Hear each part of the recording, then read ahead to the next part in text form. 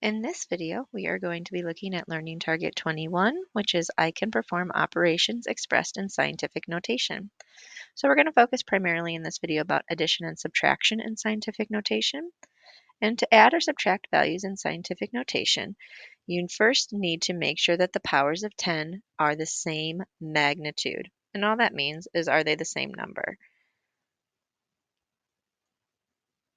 Same exponent. Similar to adding and subtracting fractions, we would need to make sure that we have a common denominator. With adding and subtracting scientific notation, we have to have a common exponent. So if we have a magnitude that is the same exponent, we're going to add the significant digits, and then the power of 10 stays the same. If the solution is not in scientific notation, then we have to convert it back to proper scientific notation using a little acronym we call LARS, and we'll talk about what that means. So if we have different magnitudes, we actually have to change our values out of exponent or out of scientific notation to get the exponents to be the same. And we'll talk about how to do that when we arrive at an example like that. So for our first example, we have 7.78 times 10 to the 34th plus 5.35 times 10 to the 34th or 34th. So I can see that my magnitudes are the same.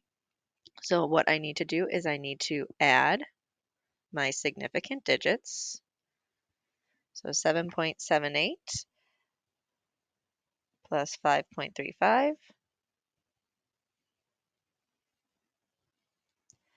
and I get 13.13. And then my values of 10 times 10 to the 34th, that will stay the same. Now, I notice that 13 is not between 1 and 10. So I actually need to move my decimal one place to the left. And so using LARS, if I am moving left, then I am going to add to my exponent. So in scientific notation, this would be 1.313 times 10 to the 35th power. And that would be my solution. Looking at my next example, I have 9.62 times 10 to the 25th minus 2.58 times 10 to the 25th. I look at my exponents. They are the exact same. So I am going to now subtract, because it's a subtraction problem, my significant digits. So 9.62 minus 2.58 is 7.04. My times 10 to the power stays the same.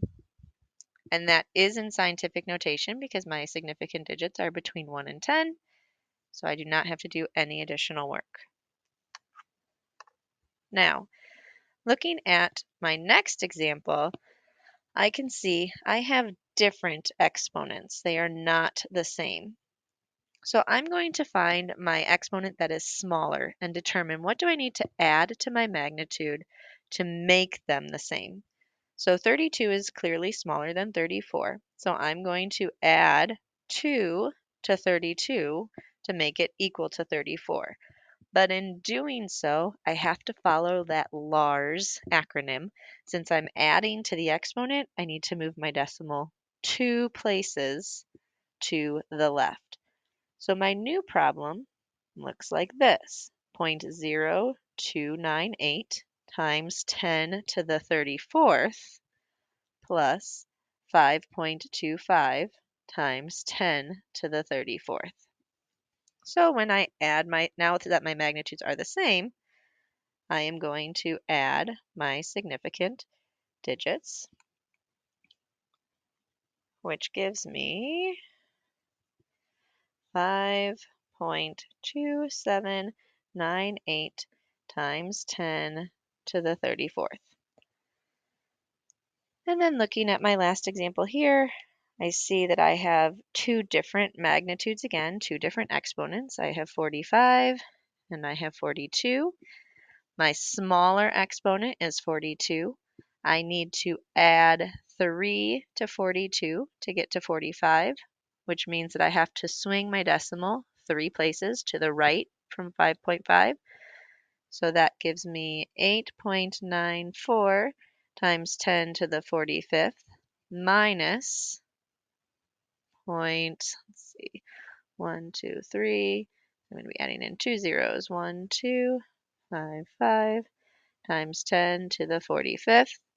Now my magnitudes are the same, so I can subtract my significant digits. So 8.94 minus 0.0055, and that gives me 8.9.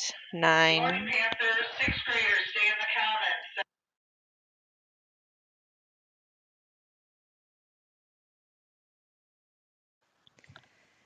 9345 times 10 to the 45th. And my answer's in scientific notation, so I am good to go.